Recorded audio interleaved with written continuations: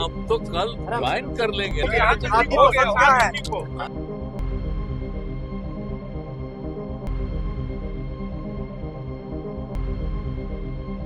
ऐसे तो नहीं थे नीतीश। जो नीतीश को आज हम देख रहे हैं, ये वो नीतीश नहीं है जिस नीतीश को हमने देखा है। हमने नीतीश का रौब देखा है, हमने नीतीश की चलती देखी है, हमने नीतीश का शासन देखा है। नीतीश चक्रवर्ती सम्राट की तरह बिहार पर राज किए हैं। 20 सालों तक सत्ता किधर भी रहे, पार्टी किधर भी रहे, मुख्यमंत्री नीतीश कुमार ही रहते थे। लेकिन इतने लाचार, इतने बेबस और इतने टूअर नीतीश कैसे हो गए? समय इसी को कहते हैं, काल का चक्र इसी तरह से घूमता है।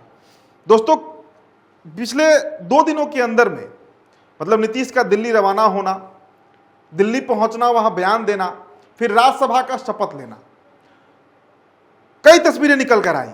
हम चाहेंगे कि हमारे दर्शक पहले इन तस्वीरों पर, इन विजुअल्स पर गौर से देखिए। ये फ्लाइट की तस्वीर है। नीतीश कुमार बेचारे लग रहे हैं, संजय झा के गिरफ्त में लग रहे हैं, संजय झा के कब्जे में लग रहे हैं। अब आप दूसरी तस्वीर देखिए। नीतीश कुमार जब मीडिया वालों से बातचीत कर रहे होते हैं और मीडिया वाले उनसे सवाल करते हैं कि नीतीश जी, बिहार के मुख्यमंत्री को लेकर क्या कहना है, क्या आप तय करेंगे?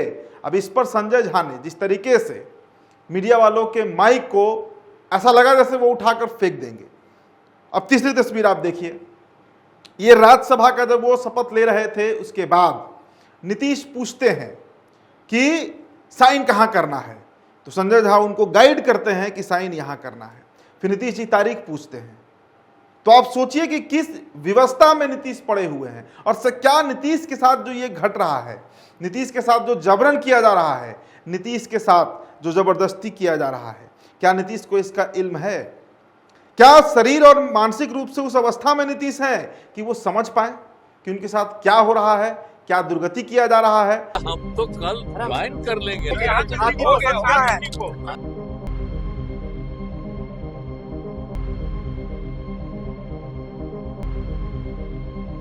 और कौन लोग हैं इस दुर्गति के पीछे? दोस्तों, मैं फिर कह रहा हूं, 1 साल के अंदर, शायद 1 साल भी ज्यादा हो जाए, 6 महीना ही मानकर चलिए, 6 महीने के अंदर जनता दल यूनाइटेड खत्म हो जाएगी। मतलब विधायक रहेंगे, लेकिन पार्टी कितने हिस्से में टूटेगी ये शायद आप कल्पना भी नहीं कर सकते हैं। नीतीश कुमार ने जो ऐतिहासिक भूल की, देखिए 2014 का वो लोकसभा चुनाव जब नीतीश अकेले लड़े थे, 2 सीटें उन्हें लोकसभा में मिली थी। उसके बाद जब विधानसभा का चुनाव आया और जो गठबंधन उन्होंने किया अपने तथाकथित भाई लालू प्रसाद यादव के साथ, अगर उस गठबंधन में आज नीतीश रहते तो शायद ये हश्र नीतीश का नहीं होता जो आज हो रहा है। नीतीश कुमार ने बिहार को बहुत कुछ दिया, नीतीश कुमार ने बिहार के लिए बहुत कुछ किया, लेकिन गलतियां इंसान से होती हैं। वो नेता हो, अभिनेता हो, कलाकार हो, कुछ भी हो, और वही गलती नीतीश कर बैठे।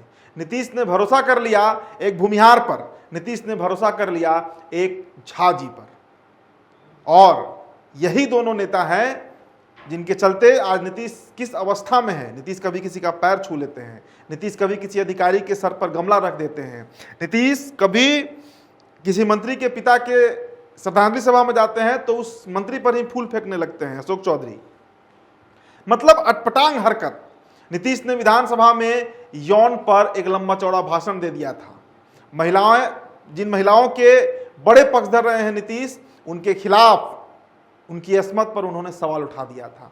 नीतीश की दुर्दीन उसी दिन शुरू हो गई जिस दिन नीतीश कुमार भारतीय जनता पार्टी के साथ दोबारा अलायंस में आए 2017 में। सिलसिलेवार तरीके से आप देखते जाइए, नीतीश कुमार का पहले एक्टिविटी बदला। कई लोग कहते हैं कि उन्हें कई तरह की बीमारियों का जिक्र होता है, कोई कहता है उन्हें अल्जाइमर है, कोई कहता है डेमेंशिया है, कुछ भी हो, इसका मेडिकल रिपोर्ट तो हमारे पास है नहीं, इसलिए हम इस पर दावा नहीं कर सकते। लेकिन ये नीतीश वो नीतीश नहीं है जो नीतीश 2010 में थे। 2010 में नीतीश कुमार के बारे में इंडिया टुडे मैगजीन के फ्रंट पेज पर छपा था कि प्रधानमंत्री पद के प्रबल दावेदारी में नीतीश कुमार भी है एनडीए की तरफ से। मतलब दुनिया में जिसका डंका बज रहा था, नरेंद्र मोदी से बड़े मुख्यमंत्री के तौर पर जिसका चेहरा था, हमने उस नीतीश को देखा है। ये नीतीश वो नीतीश है ही नहीं।